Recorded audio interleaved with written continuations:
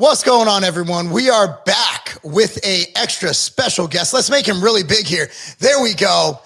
Guys, Alex Feinberg is a good friend of mine, and he's someone who I think we can all relate to in a way as something to inspire to. A man who played Division I baseball for a legendary coach, one of the best coaches, in fact, probably the best coach in college baseball history, and also has turned that into a lucrative career, including working with Google, and now doing his own thing. So ladies and gentlemen, Alex Feinberg, what's up, brother? Happy to be here, Mark. Highest energy man I know. Every time we spend time together, I get pumped up. More than happy to share my wisdom with your audience. Well, it's good to have you. So what I want to get into is I want to go back because I don't even know this, right? Because we usually just have conversation about business and stuff. But where did it start? When did you get the mindset? How did it develop as a child that, hey, I'm going to play baseball at the highest level possible, at the best program probably in the country? What mindset and work ethic allowed you to reach that level of success? That's a great question, Mark. And a lot of times people don't realize the dark underbelly that success has. When I was younger, I wasn't the best socially, still not the best socially, but I've gotten better over time. Awkward around girls, wasn't in the popular group though, on the periphery of it. I knew everybody. I wasn't like a dork, but I just didn't recognize people's emotions very well. I didn't figure that out until years after I got done playing baseball and I was struggling in a sales role. And so, I had, without having been diagnosed, I had some autistic features. Probably wouldn't have landed me on the autism spectrum, but probably was a little bit close for comfort. And so it was always harder for me to get the respect from my peers that I thought I deserved when I was a teenager and child. And I didn't really know how to fix that because when you're 10, 11, 12, 13, 14 years old, you don't have the self-awareness to realize hey, the reason why I'm not popular is because I don't understand people's emotions or I don't understand how to talk to girls. My assumption always was I'm just not worth enough. Probably had to do with, maybe how I was raised. I don't know. But my assumption was if I'm not getting what I want, it's because I'm not good enough. And so that was the starting point for putting work into becoming the best athlete I could possibly be. A lot of elite athletes who had, social development issues growing up, if you want to call what I had that, worked as hard as they did because they just wanted to have respect from their peer group. Michael Phelps is a example that I've heard from. I went to college with many of his high school classmates who just said the guy was a loser. And, because he didn't have friends, he had the pool. And, because he didn't have the dopamine that other kids his age would have from, going on dates, kissing girls, he was just, able to work really, really hard in the pool. And I don't know that I had that exactly, but it wasn't that far off. And so I was able to put hours and hours every day after school into being the best athlete I could possibly be, being the best baseball player I could possibly be. And so I went from somebody who wasn't really on any college coach's radar my freshman or sophomore year of high school to becoming a lot better, becoming someone who had major league speed, becoming somebody who had a major league arm, becoming somebody who had contact ability to hit at a high level. And then I went from not being recruited by major schools to, having several major elite academic and baseball schools knocking on my front door, asking to have dinner with me and my family, and ultimately offering me scholarships. Now, the other thing about success is that Vanderbilt wasn't the top school in the country that everybody wanted to go to when I was in high school. A lot of times you have to join a winning party when it's on the ascent. Otherwise, they would overlook you if they were already number one and you're not elite in your recruiting class.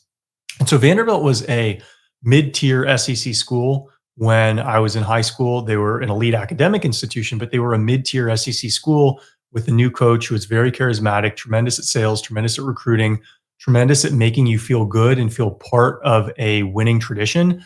And I just remember this coach was after me more than any other coach that summer after my junior year, which at the time was when kids got recruited to play college baseball. And so I wanted to go to Stanford when I was in high school. The Stanford coach showed interest. He showed up to my front door, but nobody showed interest the way Coach Bakich, now at Clemson, but Coach Bakich, the recruiting coordinator at Vanderbilt at the time, and Coach Corbin, still the head coach at Vanderbilt at the time, showed in me. And so they made me feel like I had an opportunity with Vanderbilt. I took my official visit.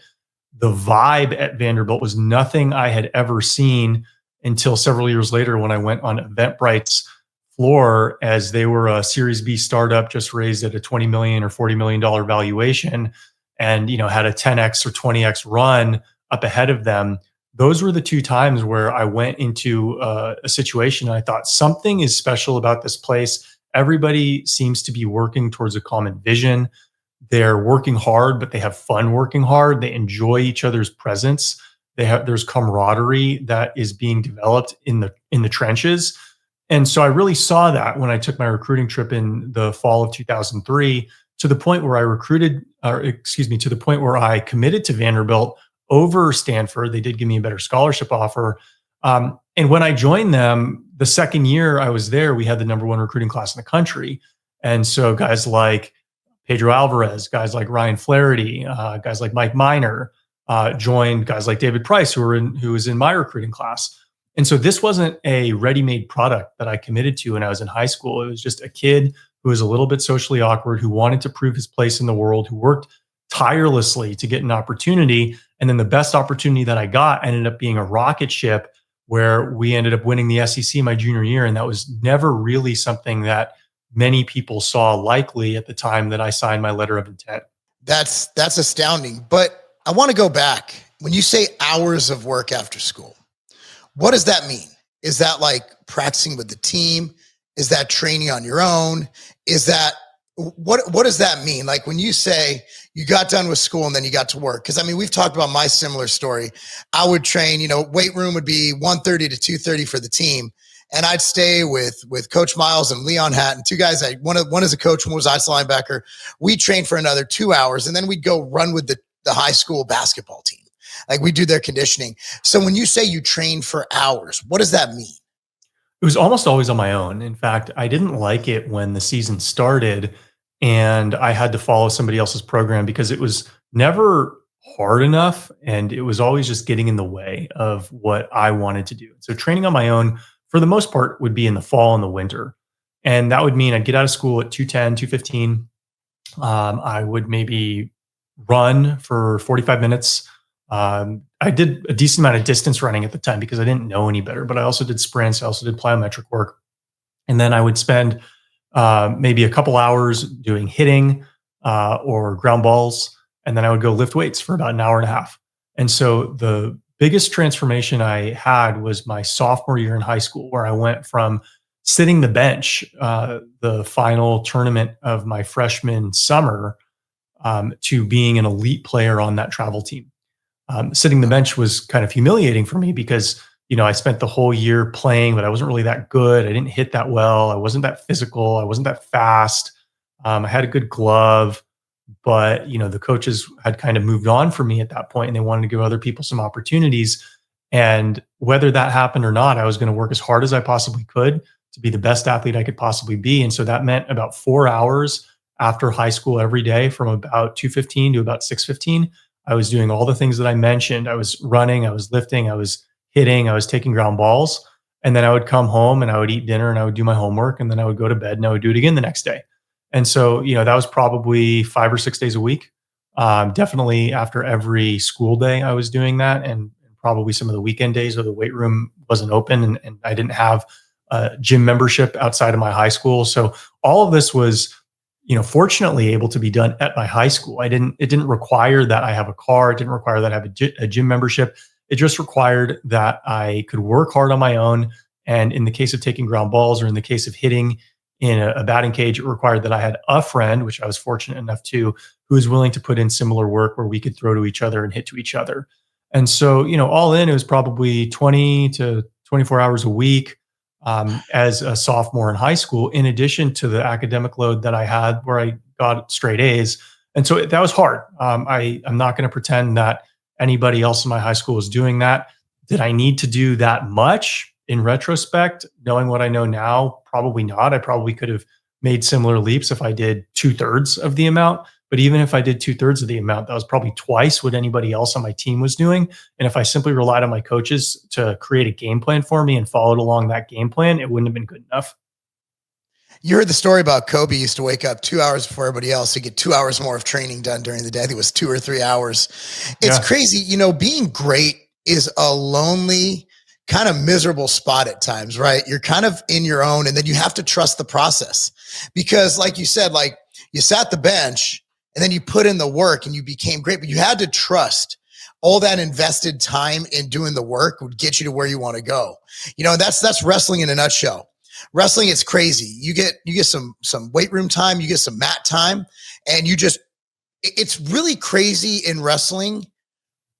Over any other sport that I see, mat time is directly correlated with wins more than any other sport. I mean, but the fascinating thing about your story is we hear about this genetic component, right? Like this genetic component, genetic freaks, and they exist. But it doesn't sound like you just walked on the baseball field and had a starting spot. It's like, oh, you sat the tournament, but then you willed yourself to work. Obviously, there's a genetic component to you being able to work to that level.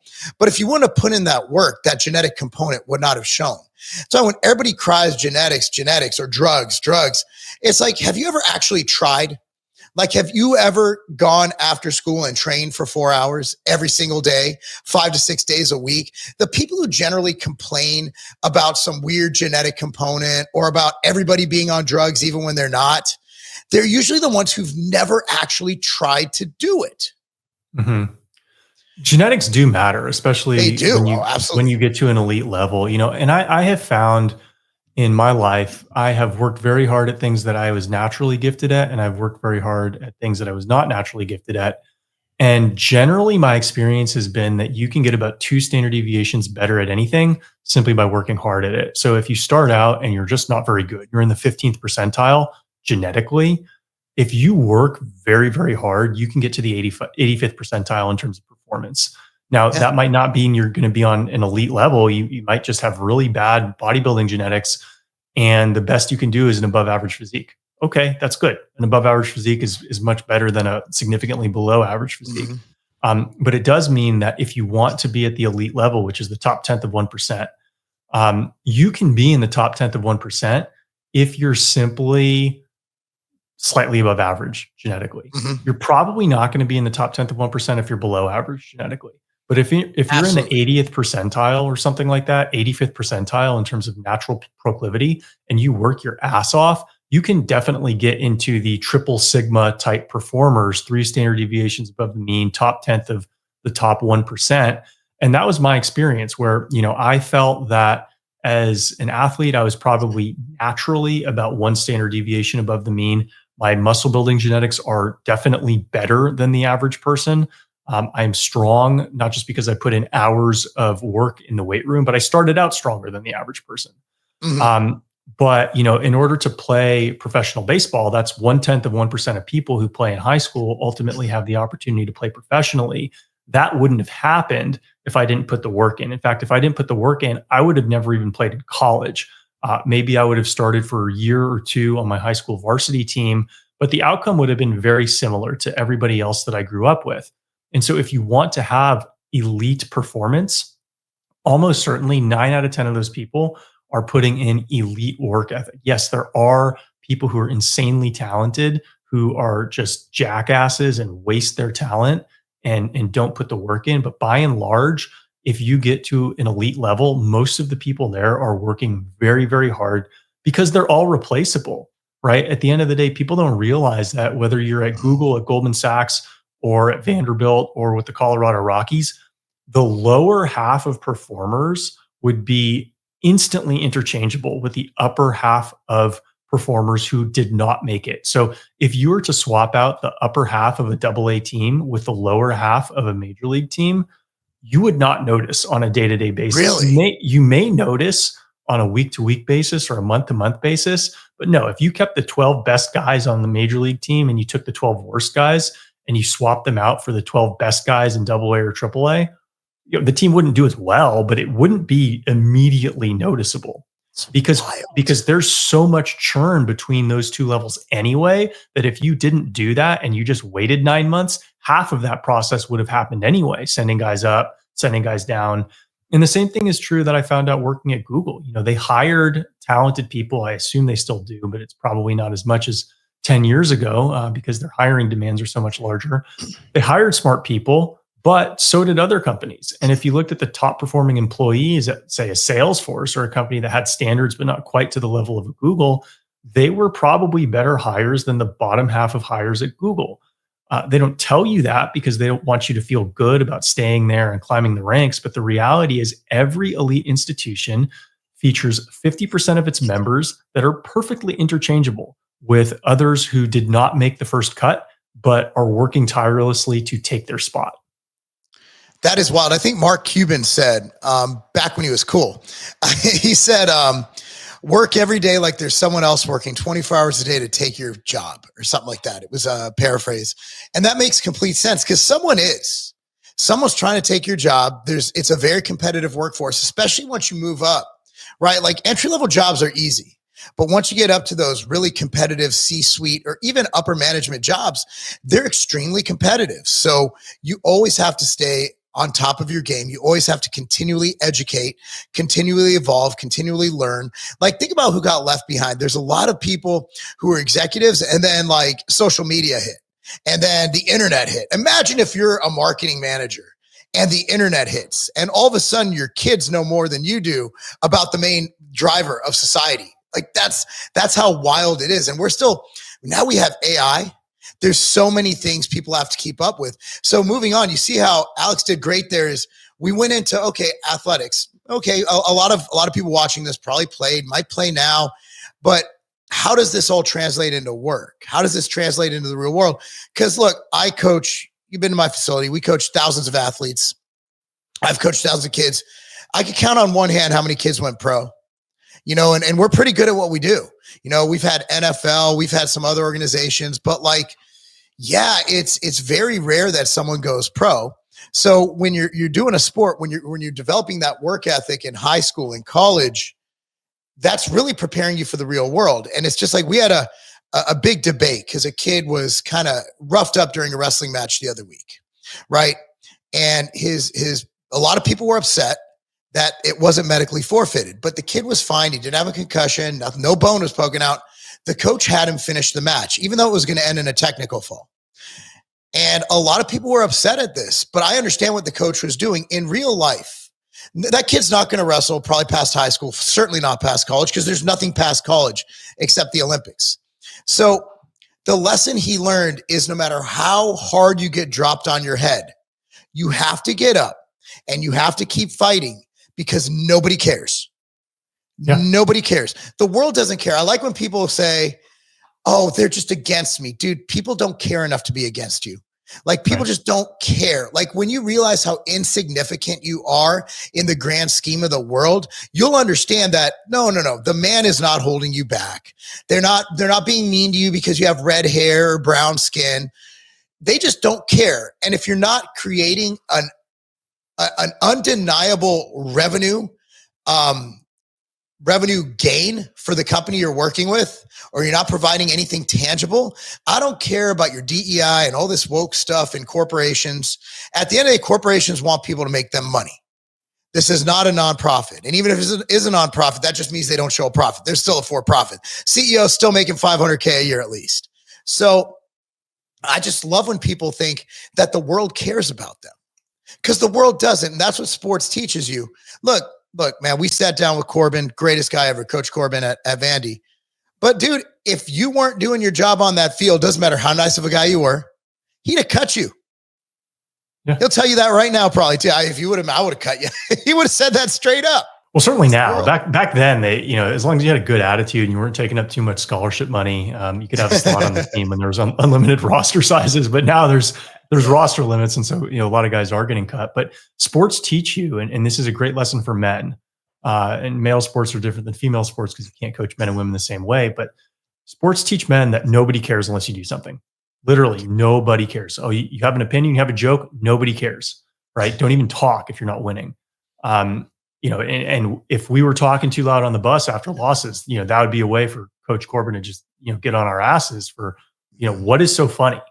And so performance was very black and white as an athlete. It's very clear if you won or you lost. It's very clear if you made the starting lineup or you didn't. And nobody cares. Nobody cares why you can't compete. You haven't competed. right? Nobody cares why you're not getting better. You're not getting better. And so if you look at the world from a frame of nobody cares unless I do something, then yeah, that's a little bit harsh.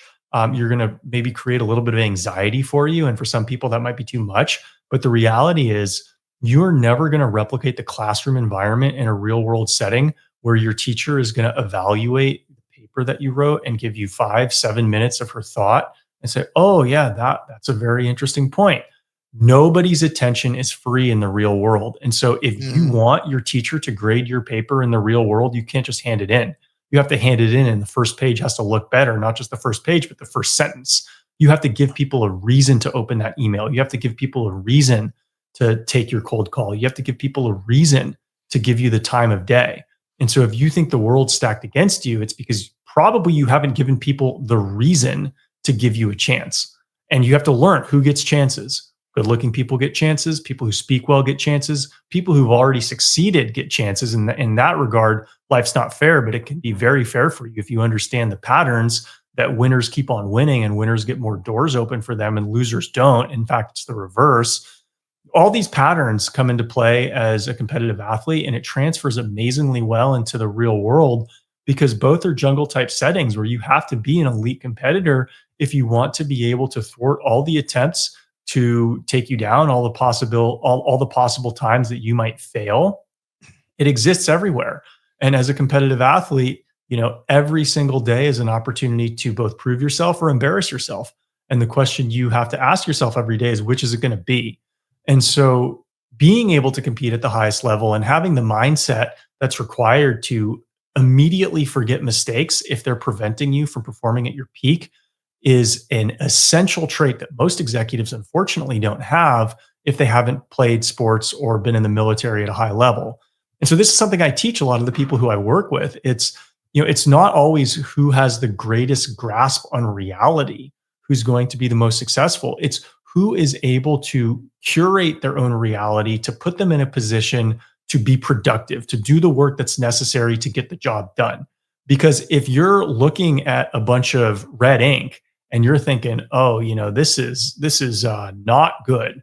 Well, there's a lot of reasons why you might think, hey, this isn't the best place for me to spend my time. I need to be a little bit more conservative in how I'm investing the company's money. But the reality is, if you do that too much, as many people will, you're going to cause your own failure. And so sports also teach you that the safest route is actually a highly aggressive one. You're much more likely to succeed swinging the bat hard than swinging the bat softly. You're much more likely to throw the ball accurately when you throw it as hard as you can than when you aim it. And a lot of people go through life aiming balls and trying to take soft swings because they think it's lower risk and they're going to be higher with their accuracy if they do it more intentionally or more deliberately. And oftentimes it's the opposite. You need to learn how to trust yourself moving at a high velocity. And that's when your accuracy is going to be the highest. Kind of like the book, Ready, Fire, Aim. I don't know if you've read that book, but it's a lot of people, they spend time, it's paralysis by analysis, and they'll evaluate something, evaluate.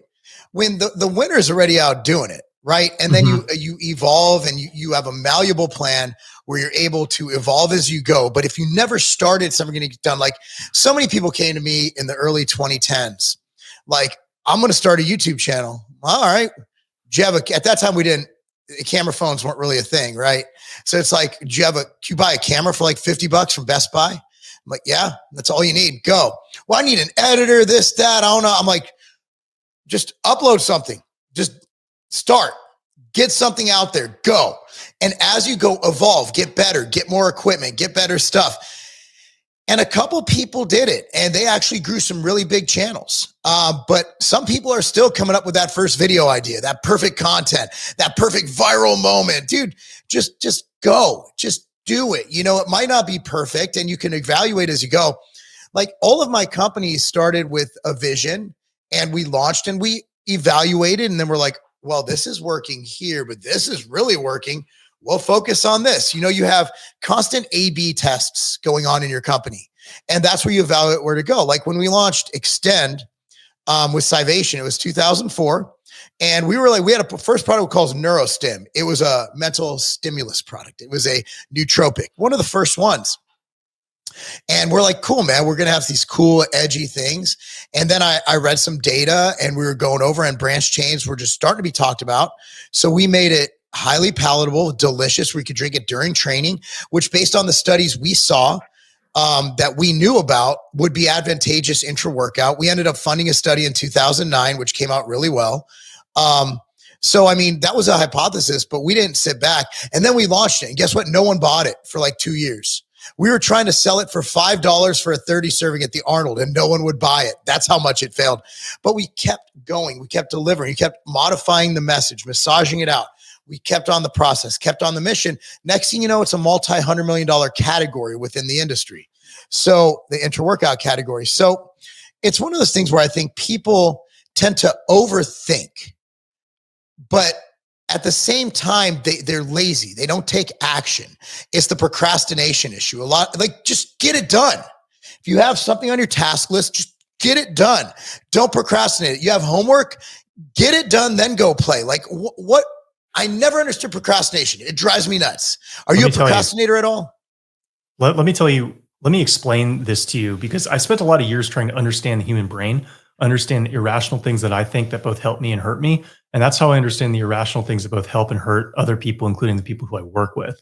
And so I have decided over the last 10 years, 15 years of my life, that the human brain isn't some rational computer that tells you what to do logically. It's actually an energy conservation mechanism. And so the ideas that you think are good are inevitably going to be very closely related to the thing that is going to help you conserve energy. Why do people want to stay on the couch instead of going to the gym? Because it burns fewer calories. Your brain is just trying to keep you alive.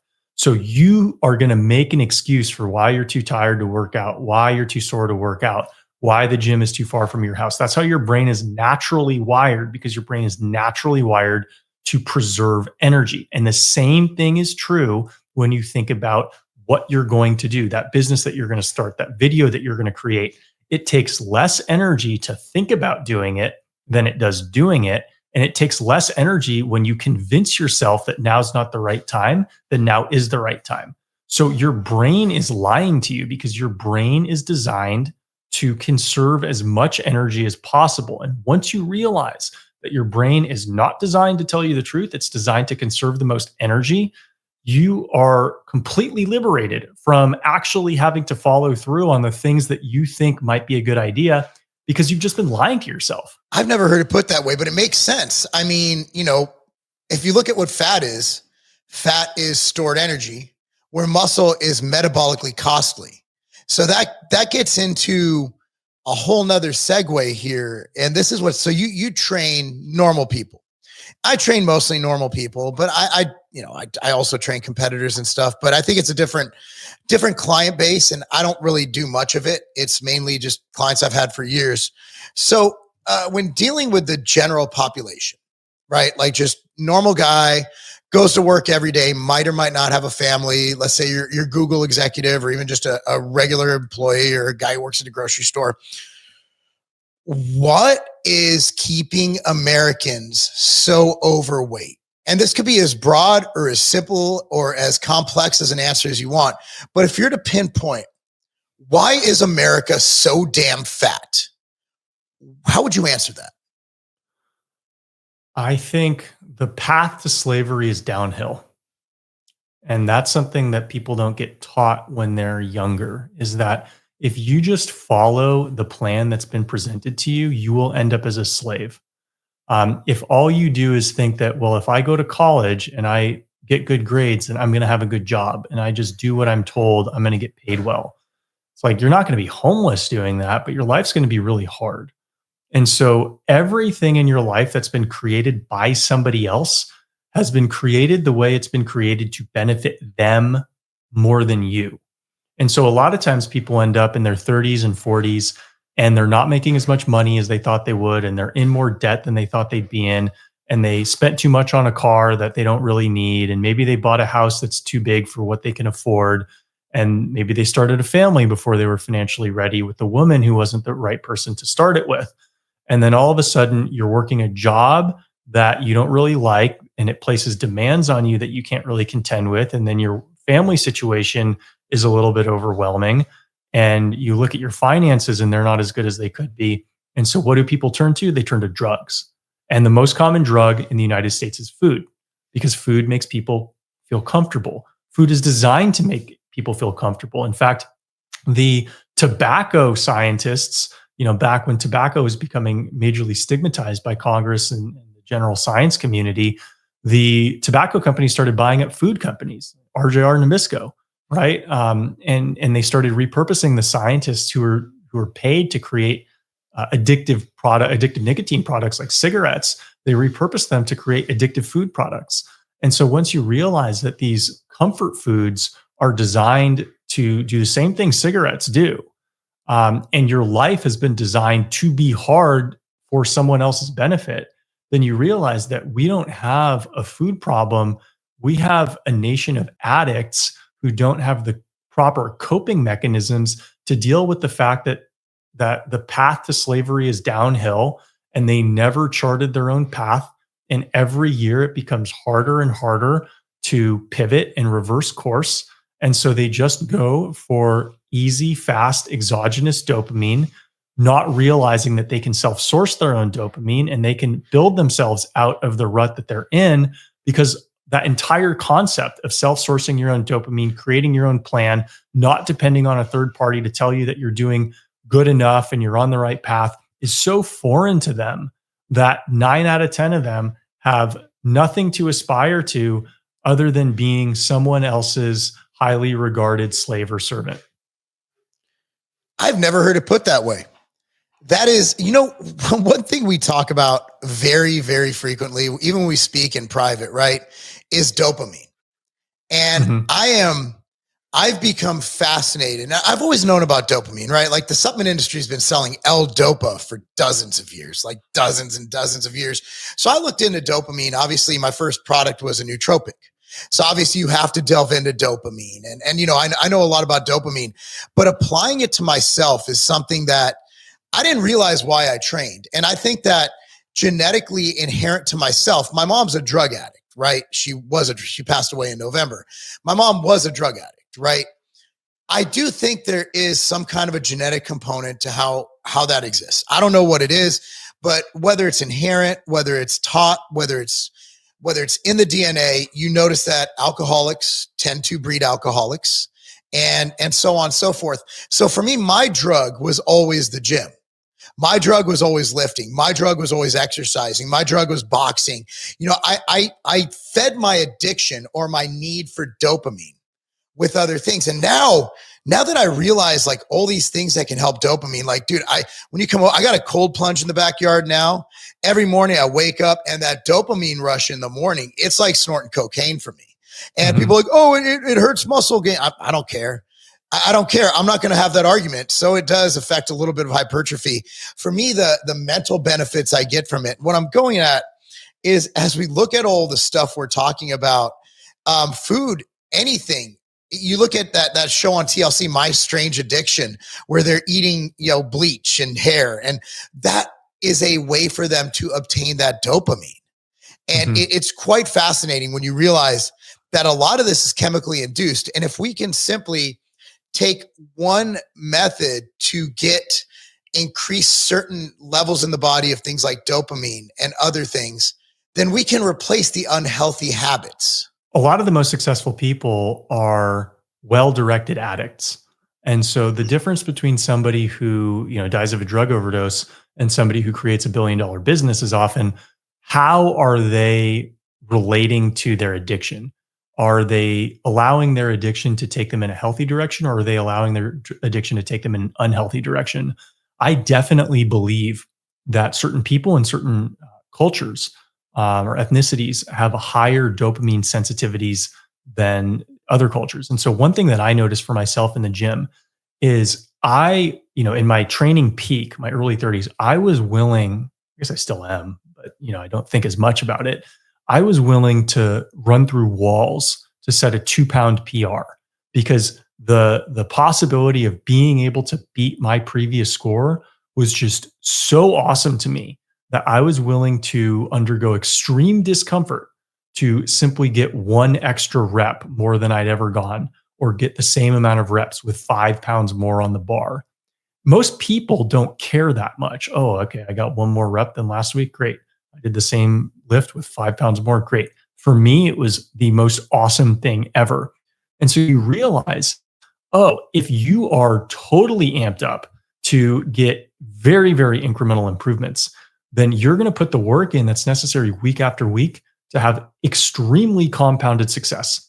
And I think about, Asian cultures. My mom's Chinese. Asian cultures are very focused on school. Asian cultures are also very focused on gambling. And so I think something between the two is, if you become a gambling addict, it's because very small win, a very small unexpected win, teaches you to continue to invest in that line of work. And the same thing is true with an academic pursuit, or the same thing is true with a business pursuit. If a small win amps you up to continue to investing more resources into repeating or increasing that win, you're going to do it. And so it's a strength and a weakness. The same thing that steers many people into destructive habits also steers people into extreme success, because they're willing to repeat the same mundane actions over and over and over again, if the possibility of them getting 1 or 2% better than the last time is on the table. Yeah. I mean, it's kind of like dogs. Like, I let my dogs out, they go pee outside, they get a treat, and sooner or later they're not going to pee in the house because they're not getting a treat. The whole positive reinforcement. I never understood when I used to look at data on parenting, because I was very interested before I became a parent in how the hell to do it, because I have no idea how to parent. I'm just winging it every single day. And one is like reading studies on positive versus negative reinforcement. So if my kid misbehaves and I beat the crap out of that kid, sure, he's going to know that, okay, well, if I do that, I'm going to get this negative reaction. But what actually does better in the studies I've read, and I could be misinterpreting them, is that you're better off rewarding good behaviors. So instead of punishing bad behaviors. So it's fascinating to see that. I've never hit my kids. I've never had to. And they seem to make the right decisions. And I think it doesn't have to be like you buy them a car. It's just say you're proud of them. Kids are very receptive to those things. Like, you listen to some of these people who end up going crazy or end up becoming criminals. They'll always say like, yeah, my father never said he was proud of me, or I didn't know my father, or my mom was very tough on me or strict. And it's really weird as you read that, you navigate through parenting and you're like, okay, what if I was just a nicer person, and I'm not my kid's friends, I'm their parent, but then I'm able to, hey, you know what? I'm really proud of you. I don't think enough people say that. What if you even said that to normal people? Like, what if you just told your friend, like, you know what? It's awesome knowing you. Like, you add a lot of benefit to my life. I think a lot of dudes are like, bro, that's weak. That's gay, bro. It's not. I think it's a great thing. I'll do it all the time. Bro, I appreciate you. Not, hey, I appreciate it. I will tell people I appreciate you. That simple connection, that simple replacement of that word it for you, in my opinion, has a whole different meaning. Like, I appreciate this action, right? No, I appreciate you performing that action and every action you've performed. So simple things like that, I find for people, from a psychological standpoint, just really bodes well with creating those interpersonal connections, the relationships. And again, there's nothing wrong with complimenting people and being a little bit soft once in a while. There's nothing wrong with that. Yeah, I agree with that 99%. I do think I have the suspicion that parenting books and psychology books peaked in the late 80s, and most information coming out of the social psychology field post 1990 is communist bullshit. I agree. And so I think that, yes, the your natural inclination to deliver wrath to people is likely substantially excessive. Most people will do better as parents or friends or partners, husbands, wives, if they can skew more positive than they're naturally feeling. However, whatever it is the leading psychologists thought in the 80s is probably closer to the truth than whatever leading psychologists think today. So there was one book I heard it on Patrick Bet-David's podcast. It's called the Anxious Generation. Mhm. So it's about social media and the anxiety. And I'm listening to that. It's actually fascinating. I go on a lot of road trips for wrestling. So, I'll be like, kids, we're learning today. We're putting on an audiobook rather than just countless hours of rappers who go to Diddy parties. Let's just do this for time being. So, I think we'll get into, I'd like to get into one more like fitness question. So if you're looking at, this is where you're the best. Like, I've actually applied a lot of your nutrition knowledge to my daily diet because I'm no longer competing. Um, what is the optimal diet structure for everyday folks? Someone who wants to go to the gym, wants to look good, but isn't going to like alter their life for it. And I know that's a lot of the people and a lot of people you work with. And it's actually beyond the scope of what we cover on this channel a lot because we're dealing with, how do I gain more muscle? How do I run faster? It's like, let's say you're just a dude who wants to look good at the beach with your family, go to the water parks, look good. What would you say is just some, broad kind of diet advice for those folks? The easiest suggestions that I've ever shared that work for me, work for almost everybody who I work with, is eat protein dominant real food only when you're hungry and stop eating when you're full. It's basically as simple as that for most people. And so what do I mean by protein dominant real food? Well, most people aren't actually familiar with the macronutrient profiles for most foods, but I will tell you what protein dominant means is meat. Animal products are protein dominant. No other food is protein dominant. And so, if you're thinking about vegetables, fruits, grains, not protein dominant. Steak, protein dominant. Chicken, protein dominant. Fish, protein dominant. Eggs, close enough to protein dominant. And so a majority of whatever it is you eat should, in my view, my non-registered dietitian view, be from an animal, and a minority of your plate should be not from an animal. It doesn't mean you need to be carnivore. It doesn't mean you need to be keto, but it does mean if you just have a 9-inch diameter plate that you're eating for dinner, 60% of the real estate on that plate should come from an animal, ideally a leaner source of protein, but at the very least it should be meat, mostly animal flesh, and then a small amount, only to the extent that you crave them, can be, a carb, whether it's going to be a little bit of pasta, a little bit of rice, a little bit of bread. But the vast majority of the real estate should be protein. And then once you're full, you stop eating, meaning once you're no longer hungry, you stop eating. People ask me, how do I know if I'm hungry? I say, well, how do you know if you need to pee? Like, if you need to pee, you should know if you're hungry. If you don't know that you're hungry, you're not hungry. Just wait longer.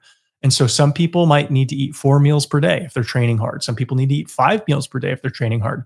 But the average American who maybe they go to the gym 3 times a week, they do 45 minutes of lifting, 20 minutes of cardio, that person can very likely get by on 2 meals per day if they just go by eat when I'm hungry and don't eat when I'm full. It might be 3 meals a day. I'm not saying that you can only eat 2 meals a day, but for a lot of people are actually okay eating 1 meal a day because they've been overeating for so many years that they have such significant fat reserves that they can go for like 6 to 12 weeks eating 1 meal a day, and they're literally not hungry doing it. It's like that's totally sufficient for them. And they lose like 8 pounds a month for 3 months doing that. So many people don't realize that they have built their lives around eating meals because it's mealtime, not because they're hungry. And so if you realize that unless you're diabetic or you have like significant metabolic issues, if you structure your training a certain way, you're going to be less hungry. If you eat protein dominant real food, you're going to end up eating less of it. And if you stop eating when you're full, you're not cramming calories down your throat so that your body can't process them. You're actually just eating the amount that your body needs. Bonus points for limiting or eliminating alcohol. Alcohol cannot be properly metabolized. There's no amount of exercise that you can do to undo the damage alcohol does. And limit sugar consumption, because what sugar does is it makes you think you're hungry when you're not. And so if you can basically do protein dominant real food when you're hungry until you're full, limit your sugar consumption, limit your alcohol consumption, the average American would lose 25 pounds doing that. Easily. I'm at a point now where, I train in the morning, so I'm usually hungrier in the morning. And then as the day goes on, it tapers down. And I will adjust my serving sizes there. But I also have, I churn through stuff so fast that it becomes a blood sugar thing where it's like, all right, I need to eat. But most people aren't at my body fat, nor should they be. For me, again, speaking of genetics, that's a lot of genetics, a lot of just years of doing it. But there are those components. I think that's fantastic and helpful information that basically don't eat if you're not hungry. And when you're satiated while you're eating, stop eating. Like we were raised with that though, right? Like, mom, you better eat all that food on your plate. You better eat all that food on your plate. Right. And it's like people are raised to contend with the challenges of 2 generations ago. So our grandparents might have gone through a war and, had the risk of famine exceed the risk of type 2 diabetes, but that's not us. It's much more likely that we're going to get type 2 diabetes than we're going to die of a famine, based on how the last 40 years went. So our dietary habits need to be modified to accommodate that. Telling kids to finish all the food on their plate, I'm okay with that for some protein because they're probably not going to, they're just going to eat a lot of carbs if you let them, and they probably won't eat enough protein. But, telling kids to finish their carbs if they're not hungry for them probably doesn't help. They're going to eat enough carbs. Kids like carbs. So as long as you give them access to carbs, you shouldn't force them to finish their carbs. Yeah, if we go out to eat and let's say my kid gets a burger, I'm full. I'm like, just finish your meat. Yeah. Come on. That was a $14 burger, bro. Like, you're finishing the meat. Or I'll eat it myself. I'm like, cool. Sometimes I hope they don't finish because the calories don't count if it comes from someone else's plate. Right. Scientifically validated fact. I think that's girl math. I don't know if that's boy math, but I think girl math. Sometimes can I still identify as a woman, or is that over now that Trump won? No, your window closed January 20th, 2024. Darn. Well, we'll just take the other dubs. Anyway, man, thank you so much. I'd love to have you back on. We could talk for hours about so many different things. And you're so well versed in politics and interpersonal dynamics and business and fitness. Probably the most well-rounded guy on the internet. You deserve a way bigger audience. And that's why hopefully a lot of people see this and they share it and they say, wow, this is some really interesting stuff. So where can they follow you and find you? Alex Feinberg 1, F as in Frank, EINB as in baby, ERG, Alex Feinberg 1 on X, on Instagram. It's also my YouTube channel. So you just need to remember Alex Feinberg 1, and DMs are open at this point on IG and on Twitter. Comment. You can subscribe to my email list, which you'll have the opportunity to a number of different ways. And then you can also hit up my website, insanelyaddictive.com. You can get a freebie there, get added to my email list, but keep hanging out, keep listening to the content, ask me some questions. If you're looking to improve your performance and take advantage of all the shortcuts that I've outlined with Marc in your life, hit me up. We can talk about what that might look like, but always happy to chat. Likewise, bro. You have a great rest of your week, and everybody else, I'm going to see you off with an ad because we sell stuff here. And thank you so much for watching, guys. Have a good one, Alex. Thank you so much for being here. Are you currently taking LMNT for your electrolytes? That's great. Electrolytes are very important, especially for athletes. The problem is I think they took it a little too far. 1,000 milligrams of sodium per packet. That's great if you're an endurance athlete running in high temperatures, 100 plus. But if you're not perspiring that much, if you're not doing that much activity, if you're simply exercising, well, normally, it's a lot. You're looking at intake, you take a few packets, 10,000 milligrams of sodium a day. So what I like to do is I like to flavor all my water with electrolytes because electrolytes are vitally important for you to intake. Now, what do? I take Ambrosia Hydroglyph. So Ambrosia Hydroglyph, available in stick packs as well as bags. Now, it's beyond sodium, potassium, magnesium. It has other things that'll help your body keep muscle and perform better. It has the essential amino acids. It has your branched chain amino acids. It has Velocitol, which doubles the power of those amino acids. It even has my HMB. So if you're really training hard, it staves off muscle loss. If you're looking for something well beyond the current electrolyte you're taking, something that won't overdo it, but give you everything needed to perform at your best and be as healthy as possible, Ambrosia hydroglyph is your choice.